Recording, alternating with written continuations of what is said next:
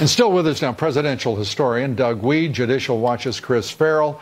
Thank you, gentlemen. I want to first take up the Rod Rosenstein denial here.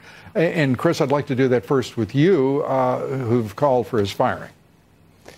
There's probably a way, in fact, I know there's a way to punch a few holes in the statement itself. It's not an unequivocal and absolute denial. It's parsed. And so, you know, what needs to happen is, I heard Professor Dershowitz earlier, but I think there needs to be a discussion where Mr. Rosenstein appears in the Oval Office and gets asked some straight-up questions. And if the president feels that he no longer has trust and confidence in him, he simply fires him. That's it.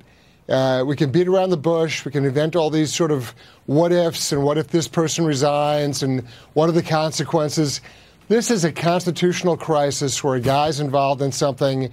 He's conflicted. He's disqualified. He's a fact witness. He's abused his power. And now there's this story, and there's purportedly documentation about it that Judicial Watch will get.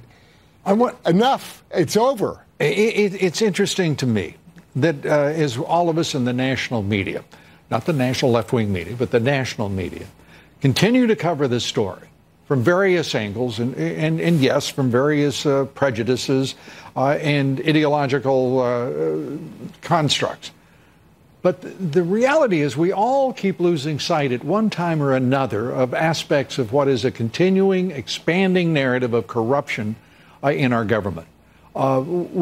People completely forget about the unmasking that was ordered by various officials in the Obama administration. And we're talking about hundreds of people.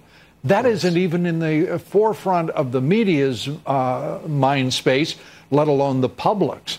And we don't have much of a recollection of how this all began. And this report by the New York Times is a reminder.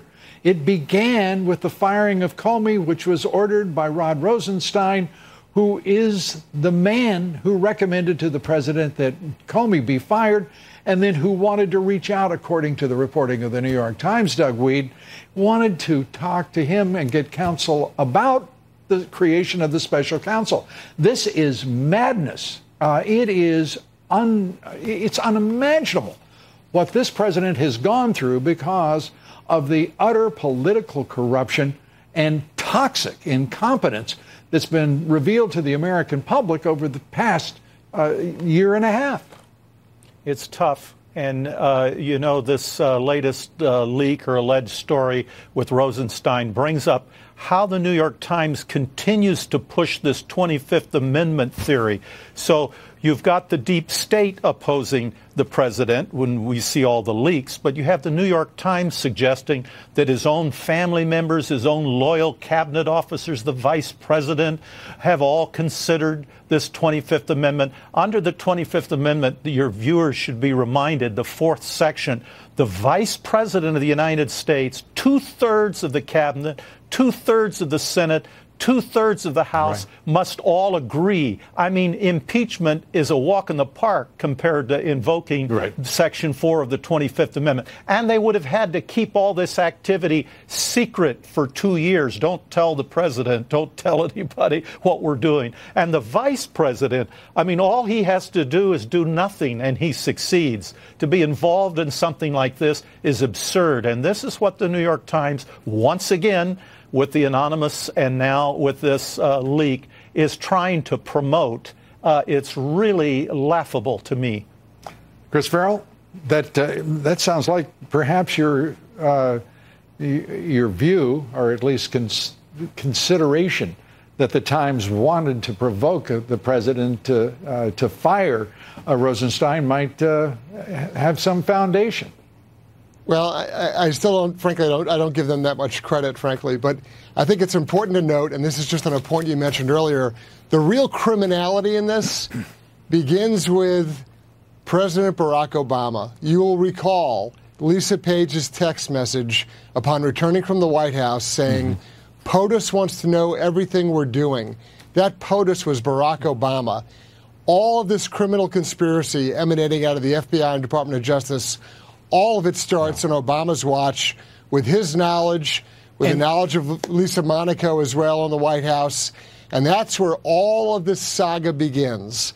And we should never detach them from the narrative. Very good point. And we're back again to the president's decision today to turn over to the OIG effectively the decision about declassification, because a couple of our allies called up the president to object to the declassification of the FISA warrants, which are revelatory, as the president himself acknowledged. And remember, of course, that he has read those unredacted.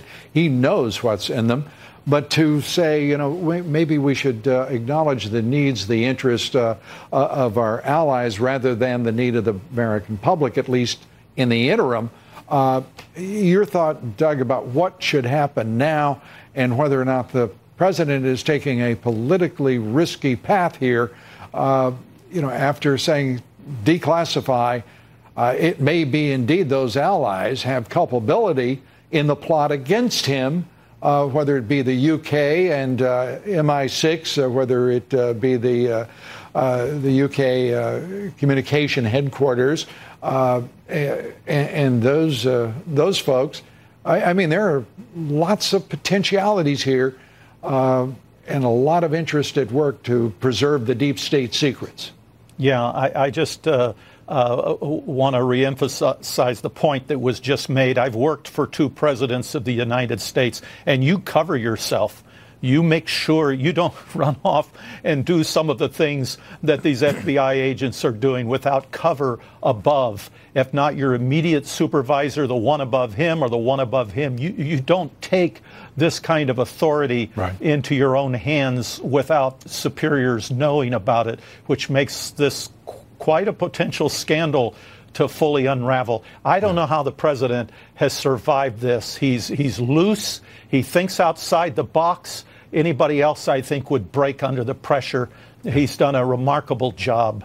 That's a very important point that I think we ought to underline, because there is no question. This president brings a strength of character. He is absolutely a warrior. He is brilliant, and I will, all of us who know the president, all of us who have been in this White House, to watch the staff level of that White House compared to his predecessors. He operates with a team that is small by any definition, and he runs the national policy towards success every time. I mean, look at what he has accomplished economically and foreign policy. It's nothing short of extraordinary by any definition. Don't you agree, Chris Farrell? I do. And also with respect to the running the messages or the emails through the OIG, it's actually a brilliant move, because the IG does not necessarily have access to that entire universe of records. The president is allowing them to fill in the blanks in areas where they don't have jurisdiction. With respect to our foreign allies, they're terrified because the FBI used them as an operating base to launch the whole Carter Page Papadopoulos routine, because the FBI they wanted to have a foreign counterintelligence activity that they brought back into the United States. And don't forget the name we're not to mention, which is Stephen Halper. Stephen Halper, exactly. I mean, they did that deliberately overseas. That's why the allies are worried. Well, Doug, we thank you for being with us, and Chris, we thank you. Doug Wead and Chris Farrell. That's it for us tonight, and we